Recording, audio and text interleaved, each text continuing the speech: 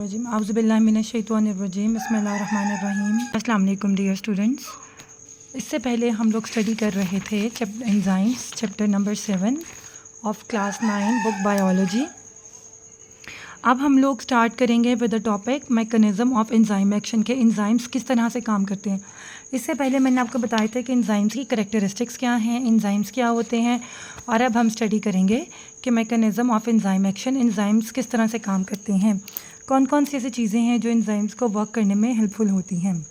So an enzyme has one और मोर pockets और क्लेफ्ट्स on its surface. Enzyme जो होता है उसके अंदर कुछ पॉकेट्स होती हैं या कुछ उन्हें स्पेसिफिक साइट्स बनाई होती हैं उसकी सरफेस के ऊपर, जैसे कि अभी पिक्चर में देख सकते हैं ये एंजाइम्स हैं। एंजाइम्स के अंदर स्पेसिफिक कैविटीज़ बनी हुई हैं, पॉकेट्स बनी हुई हैं, क्लेफ्ट्स बनी हुई हैं जो इसकी सरफेस के ऊपर प्रेजेंट होती हैं एंजाइम्स की सरफेस के ऊपर। इसी तरह इसके पास जो सबस्ट्रेट आता है उसकी भी एक स्पेसिफिक शेप होती है, मतलब उनकी स्पेसिफिक साइड्स होती हैं, शेप होती है नहीं होती है स्पेसिफिक, इसको हम बाद में डिस्कस करेंगे। बट एंजाइम्स के पास अपनी स्पेसिफिक जो है एक उन्होंने शेप को मेंटेन करके रखा होता है, ऐसी स्पेशल साइड्स और पॉकेट्स बनाई होती हैं। These are called active sites. ये जो इनकी स्पेशल पॉकेट्स होती हैं इनको हम लोग कहते हैं एक्टिव साइट्स। एक पिक्चर में भी आप देख सकते हैं ये इनकी स्पेशल पॉकेट्स हैं, इसके अंदर भी ये इनकी स्पेशल पॉकेट्स हैं जिनको हम लोग कहते हैं एक्टिव साइट्स। ये वो साइट्स होती हैं जहाँ पर जाकर एंजाइम और सबस्ट्रेट मिलकर अटैच होते हैं और फिर वो रिएक्ट करके आगे प्रोडक्ट्स बनाते हैं। The active sites are different directly involve in catalysis. Two models have been proposed to explain the mechanism of enzyme action. Enzyme action को एंजाइम किस तरह से वर्क करता है इसको समझने के लिए टू मॉडल्स हैं, टू डिफरेंट साइंटिस्ट ने वर्क किया था इनके ऊपर। जिसमें पहला मॉडल है lock and key model and second है हमारे पास induced fit model. Lock and key model ये कहता है कि जो ये एंजाइम है और सबस्ट्रेट है इनकी स्पेसिफिक साइट्स होती हैं और ये रिजिड होता है, मतलब कि अपने शेप को चेंज नहीं करता। जबकि इंड्यूस्ड फिट मॉडल ये कहता है कि कंडीशंस के अकॉर्डिंग ये लोग अपने सरफेस को, अपनी शेप्स को चेंज कर सकते हैं। सो इन चीज़ को हम डिटेल में स्टडी करते हैं कि क्या होता है lock and key model. This model was proposed by German chemist Emil Fischer in 1984। According to it the active site of enzyme has fix structure. ठीक है, इस मॉडल के अकॉर्डिंग कि जो एमिल फिशर जर्मन केमिस्ट है उसने propose किया था, उसने कहा था कि जो एंजाइम की एक्टिव साइट्स होती हैं उसका फिक्स स्ट्रक्चर होता है। The substrate molecule fits precisely it to form a enzyme substrate complex. Emil Fischer ने कहा था कि ये जो एंजाइम्स होती हैं इनकी एक्टिव साइट्स होती हैं, इसका फिक्स्ड स्ट्रक्चर है और सबस्ट्रेट मॉलिक्यूल उस फिक्स्ड स्ट्रक्चर होने की वजह से बहुत एहतियात से वेरी प्रिसाइजली एंजाइम्स सबस्ट्रेट जो है एंजाइम के साथ अटैच होता है और अटैच होने के बाद जो है बना देता है एंजाइम सबस्ट्रेट कॉम्प्लेक्स। फिर इसके बाद क्या होता है एंजाइम सबस्ट्रेट कॉम्प्लेक्स जब बनेगा एंजाइम अपना एक्शन रिलीज़ करेगा, कैटालाइज करेगा, ये एक्शन स्टार्ट होगा और सबस्ट्रेट जो है बाद में ब्रेक हो जाता है इनटू इट्स प्रोडक्ट्स। ठीक है, पिक्चर में भी आप देख सकते हैं ये एंजाइम है, ये सबस्ट्रेट है, ये अटैच होकर एंजाइम सबस्ट्रेट कॉम्प्लेक्स बनाएगा, कैटालिसिस होगी, रिएक्शन स्टार्ट होगा और क्या होगा एंजाइम जो है जो सबस्ट्रेट है वो ब्रेक डाउन हो जाएगा इनटू इट्स प्रोडक्ट्स और एंजाइम जो था वो एज़ इट इज़ वैसे का वैसे ही उससे आउट हो जाएगा, एंजाइम चेंज नहीं होगा। जो इसमें इंपॉर्टेंट पॉइंट है दैट इज़ आपने जो याद रखना है कि लॉक एंड की मॉडल के अंदर उसने बताया था कि एंजाइम्स का फिक्स स्ट्रक्चर होता है, जबकि इंड्यूस्ड फिट मॉडल के अंदर उसने बताया था this model proposed by American biologist Daniel Koshland in 1958। According to this model, the active site of enzymes is not rigid. Induced fit model के अकॉर्डिंग जो कि एक अमेरिकन साइंटिस्ट ने बताया था, उसने कहा था कि एंजाइम की जो एक्टिव साइट्स होती हैं दे आर नॉट रिजिड। इन दोनों में कंट्रोवर्सी थी। इसने कहा था कि एंजाइम का स्ट्रक्चर फिक्स्ड है, इसने कहा था एंजाइम का स्ट्रक्चर फिक्स नहीं है। One substrate interact with the enzyme, जब सबस्ट्रेट एंजाइम्स के साथ इंटरैक्ट करता है it active site is reshape to perform its function. उसकी जो एक्टिव साइट है अपने आप को चेंज करती है और फिर उसके अकॉर्डिंग जो है जिस चीज़ का एंजाइम है उस चीज़ का सबस्ट्रेट आकर उसके साथ अटैच होता है, कॉम्प्लेक्स बनाते हैं, रिएक्शन स्टार्ट होता है end products are formed. So induced fit model के according active site of enzyme is not rigid, जबकि लॉकन की मॉडल में था कि जो है उसकी एक्टिव साइट्स रिजिड हैं। अब हमारे पास आता है factors that affect the activity of enzymes. कौन कौन से ऐसे फैक्टर्स हैं जो एंजाइम की एक्टिविटी पर इफ़ेक्ट करते हैं। इसमें है पहला हमारे पास temperature, then pH, substrate concentration. Temperature क्या बताता है कि टेम्परेचर अप होगा तो एंजाइम के साथ क्या होगा, टेम्परेचर डाउन होगा तो एंजाइम की एक्टिविटी के साथ क्या इफेक्ट आएगा, उसको हम स्टडी करते हैं।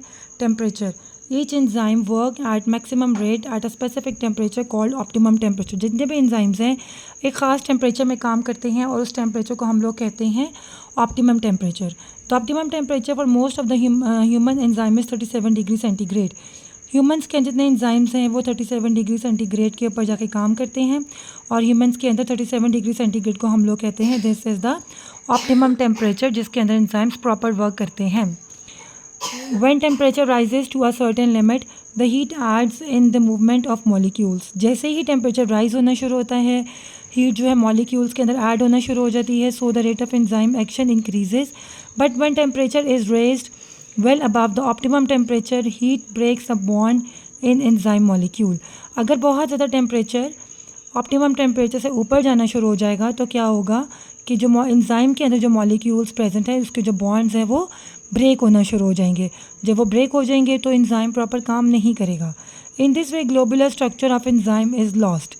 जब ऑप्टिमम टेम्परेचर से हीट ज़्यादा मिलेगी, टेम्परेचर राइज हो जाएगा तो एंजाइम का ग्लोबुलर स्ट्रक्चर जो है वो ब्रेक डाउन हो जाएगा और एंजाइम की जो एक्टिविटी है वो डिस्टर्ब हो जाएगी। This is called denature of enzyme. It result in rapid decrease in the rate of enzyme action. So आपने याद रखना है ऑप्टिमम टेम्परेचर 37 डिग्री सेंटीग्रेड है। अगर इससे राइज हो जाएगा तो एंजाइम का जो ग्लोबुलर स्ट्रक्चर है वो ब्रेक हो जाएगा। जब एंजाइम का स्ट्रक्चर ब्रेक हो जाएगा तो एंजाइम की एक्टिविटी भी ख़त्म हो जाएगी, एंजाइम्स काम नहीं करेंगे। अब आता है हमारे पास पीएच। पीएच होती है power of hydrogen atoms.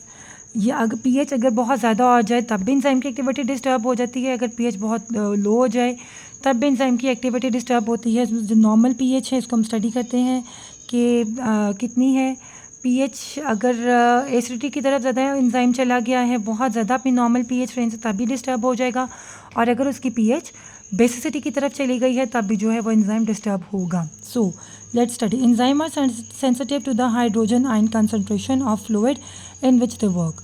they show maximum activity at specific pH called optimum pH। पीछे हम लोगों ने पढ़ा था ऑप्टिमम टेम्परेचर, यहाँ पे हम लोग पढ़ रहे हैं ऑप्टिमम pH। मतलब कि एंजाइम्स को प्रॉपर काम करने के लिए उनको ऑप्टिमम pH चाहिए होती है। फॉर एग्जांपल पेप्सिन एंजाइम जो है 1.5 से 2.0 की pH के दरमियान में काम करता है। ट्रिप्सिन जो है 7.8 pH में काम करता है। अगर इनकी pH ऊपर नीचे हो जाए, मज़ीद बिलो हो जाए या मज़ीद अप चली जाए तो इनकी एक्टिविटी डिस्टर्ब हो जाती है, ये अपना फंक्शन परफॉर्म नहीं करते। Change in pH can effect the ionisation of amino acids, the active sites of enzymes. It slows down enzyme activity और ब्लॉक्स इट कम्प्लीटली। ठीक है, pH का आपको मैंने बताया था कि ऑप्टिमम pH के अंदर जो है एंजाइम्स काम करते हैं। अगर उसकी pH जो है वो बहुत ज़्यादा हो गई है या उसकी pH लो हो गई है तो क्या होता है, जो अमाइनो एसिड्स प्रेजेंट होते हैं एक्टिव साइट के ऊपर वो अपना फंक्शन लॉस्ट कर देते हैं। It slows down enzyme activity और blocks it completely. Function lost हो जाएगा और एंजाइम जो है वो पूरा काम नहीं करेगा, अपनी वो एक्टिविटी को ब्लॉक कर देगा या अपनी एक्टिविटी को बहुत स्लो कर देगा। Different enzymes have different optimum pH values. For example pepsin in stomach works in acidic medium while trypsin in small intestine works in alkaline medium. ठीक है, मैंने आपको बताया था पेप्सिन जो है हमारे स्टमक के अंदर प्रेजेंट होता है जो हाईली एसिडिक है, उसकी pH इतनी है, जबकि इंटेस्टाइन के अंदर जो एंजाइम्स प्रेजेंट हैं उसमें आता है ट्रिप्सिन और उसकी pH रेंजेस फ्रॉम 1.5 टू 2.0। अब हमारे पास आता है थर्ड टॉपिक जो एंजाइम की एक्टिविटी के ऊपर डिपेंड करता है, that is the substrate concentration. जो सबस्ट्रेट है वो कितना कंसनट्रेटेड होना चाहिए एंजाइम को काम करने के लिए। And increase in substrate concentration increases the rate of reaction. अगर सबस्ट्रेट कंसंट्रेशन इंक्रीज होता जाएगा तो रिएक्शन भी जो है वो स्पीड अप होता जाएगा। At high substrate concentration all active sites of enzymes are occupied. अगर बहुत ज़्यादा हाई सबस्ट्रेट कंसंट्रेशन हो चुकी है तो जितनी भी एक्टिव साइट्स हैं एंजाइम की सारी ऑक्यूपाइड हो जाएंगी। In this condition any more substrate molecule do not find free active sites. This state is called saturation of active sites and reaction rate does not increase. ठीक है, जितना ज़्यादा high concentrated होता जाएगा सबस्ट्रेट, उतनी ज़्यादा एक्टिव साइट्स क्विकली एब्जॉर्ब हो जाएंगी और जो बाकी सबस्ट्रेट के मॉलिक्यूल्स बाहर रह गए हैं उनको जगह ही नहीं मिलेगी कि वो रिएक्ट कर सके। सो इस सिचुएशन के अंदर भी एक्टिव साइट्स के ऊपर सेचुरेशन हो जाएगी बहुत ज़्यादा एंजाइम्स की, सबस्ट्रेट की, और सबस्ट्रेट की बहुत ज़्यादा सेचुरेशन होने की वजह से एक्टिव साइट के ऊपर रिएक्शन जो है वो आगे प्रोसीड ऑन नहीं होगा। Effect of substrate concentration enzyme activity, यहाँ पर आप देख सकते हैं there is a graph showing कि एंजाइम एक्टिविटी, यहाँ तक तो एंजाइम जाके अपना काम किया, यहाँ इस पॉइंट पर जाकर उसकी सेचुरेशन मैक्सिमम हो गई कि उसने सारी की सारी एक्टिव साइट्स को कवर कर लिया। अब जो बाकी सबस्ट्रेट है अब उसको जगह ही नहीं मिल रही कि वो कहाँ पर अटैच हो, जिसकी वजह से rate of reaction instead of this कि वो ऊपर जाए वो प्रोसीड ऑन होके वहीं पर स्टॉप हो जाएगा और मज़ीद आगे ऊपर की तरफ नहीं जाएगा। ओके, ये था हमारे पास सबस्ट्रेट कंसंट्रेशन। इसके बाद हमारे पास टॉपिक है enzyme inhibition. What is enzyme inhibition? Certain substances called enzyme inhibitors bind to the enzyme and decrease its activity. कुछ ऐसे हमारी बॉडी के सब्सटेंसेस प्रेजेंट हैं जो क्या करते हैं, एंजाइम की एक्टिविटी को काम करने से रोक देते हैं, उन्हें हम लोग कहते हैं एंजाइम इनहिबिटर। और वो क्या करते हैं, एंजाइम के साथ बाइंड करते हैं, बाइंड करने के बाद एंजाइम की एक्टिविटी को डिक्रीज़ कर देते हैं। This phenomena is known as enzyme inhibition. इस फिनोमिना को हम लोग कहते हैं एंजाइम इनहिबिशन। अब दो तरह के एंजाइम इनहिबिशंस होती हैं, competitive inhibition and non competitive inhibition. अब देखते हैं कॉम्पिटिटिव इनहिबिशन में क्या होता है। Some inhibitors resemble to the enzyme substrate, they compete with the substrate to attach to the active site of the enzyme. When the inhibitor is attached to the active site, it blocks and it does not allow the substrate to attach. ठीक है, कुछ inhibitors ऐसे होते हैं जो बहुत ज़्यादा enzyme के सबस्ट्रेट से मिलते जुलते हैं। वो क्या करते हैं, वो कम्प्लीटली जो है एक्टिव साइट के साथ अटैच हो जाते हैं।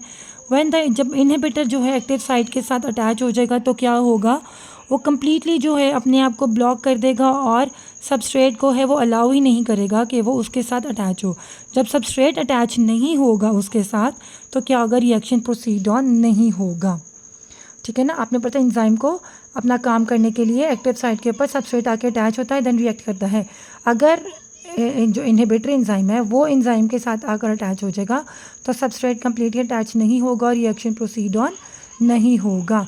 क्यों नहीं होता, क्योंकि कुछ एंजाइम्स ऐसे हैं जो रिजेंबल करते हैं सबस्ट्रेट को। Then example of competitive inhibitors are antibiotic. बहुत सारी ऐसी एंटीबायोटिक्स हैं जो एंजाइम इनहिबिटर्स हैं। The antibiotic molecules compete with the substrate of bacterial enzymes. Antibiotic molecules हैं वो बैक्टीरियल एंजाइम्स के सबस्ट्रेट के साथ मुकाबला करते हैं।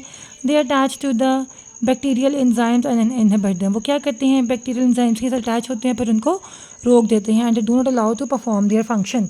पिक्चर में भी आप देख सकते हैं कि कॉम्पिटिटिव इनहिबिटर के अटैच हो गया है, सो सबस्ट्रेट प्रॉपर्ली अटैच नहीं हो पाएगा जिसकी वजह से रिएक्शन प्रोसीड ऑन नहीं होगा।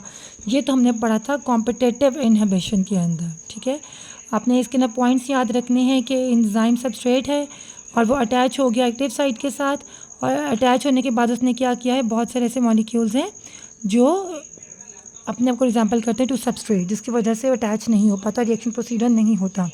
अब हमारे पास है non competitive inhibition. Non competitive inhibition में क्या होता है, some enzyme inhibitors do not have similarity to the substrate.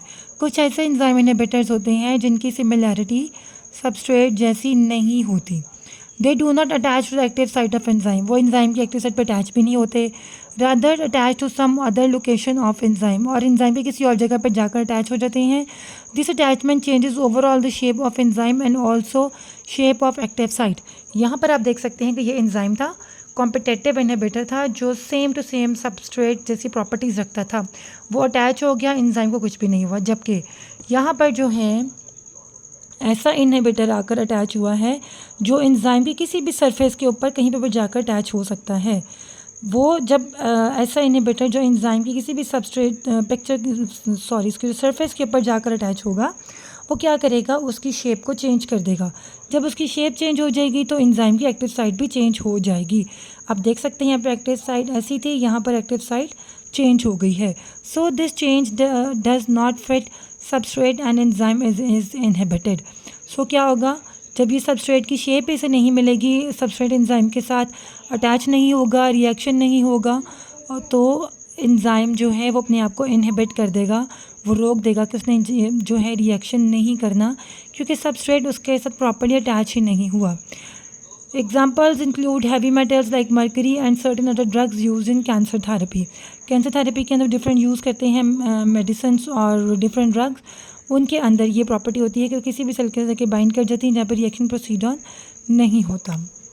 सो ये तो था हमारा टॉपिक एंजाइम, जिसके अंदर हम लोगों ने कवर किया कि एंजाइम्स क्या होते हैं, ठीक है, एंजाइम की करैक्टरिस्टिक्स क्या हैं, कितनी कितनी टाइप्स हैं। फिर मैंने आपको बताया कि इंड्यूस फिट मॉडल जैसे एक चाबी होती है, वो स्पेसिफिक लॉक को ही ओपन करती है, इसी तरह स्पेसिफिक सबस्ट्रेट स्पेसिफिक एंजाइम के साथ रिएक्ट करता है। अगर टेम्परेचर ज़्यादा हो जाए तब भी एंजाइम एक्टिविटी लॉस्ट कर देगा, अगर पीएच ज़्यादा है तब भी, और अगर सबस्ट्रेट कॉन्सेंट्रेशन हो गई तब भी जो है एंजाइम की एक्टिविटी लॉस्ट हो जाएगी। सो यहाँ पर हमारा चैप्टर नंबर 7 एंड हुआ। इस चैप्टर के जो नोट्स हैं सून अपडेट हो जाएंगे। So do like share and subscribe my video. Take care, अल्लाह हाफिज़।